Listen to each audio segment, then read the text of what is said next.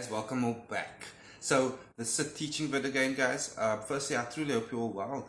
Thanks for clicking on, guys. I think I'm going to title this vid something like crippling a spell, overloading a spell.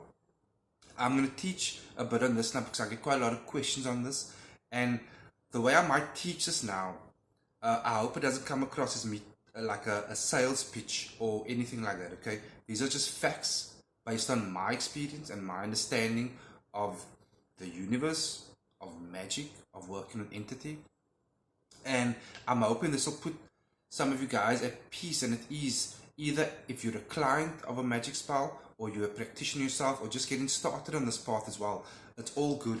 I'm very, very much into knowledge, sharing knowledge. It should not be sat on, it should be shared.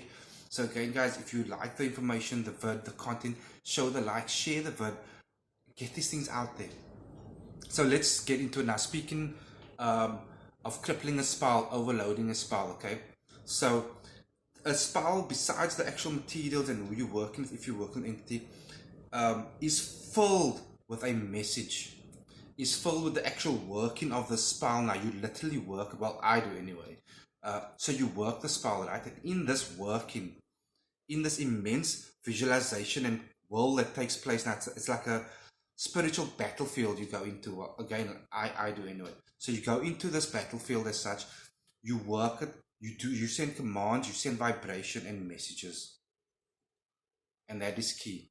It's a vibration. Now, it's hard to just explain it in a short word, but it's a vibration and it's a message done in almost in a battle form. And I've mentioned this in a few vids before. Do your spell correctly, you should be drained afterwards. You can only handle so much at a time, okay? Like if you guys see spellcasters doing like multiple spells all the time, like tons and tons of spells all the time, they're probably catching on shit, okay? Because it'll fuck you up. It truly will. I only take on so much a week because it drains you. So anyway, so you don't want to get your messages mixed up, which is where the crippling of a spell comes in and the overloading. And I get asked this quite a lot. And I understand. I truly do. And again, I'm not trying to up my sales. I just said now, I only take on so much at a time so I can give all my energy to that client's work because it's crippling. So yes, you can overload a spell. It can end up in negative. It can end up not working at all. You do not want to overload a spell. It is messages and vibration.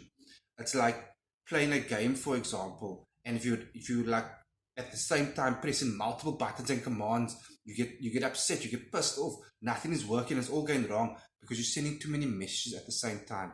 Same with a spell.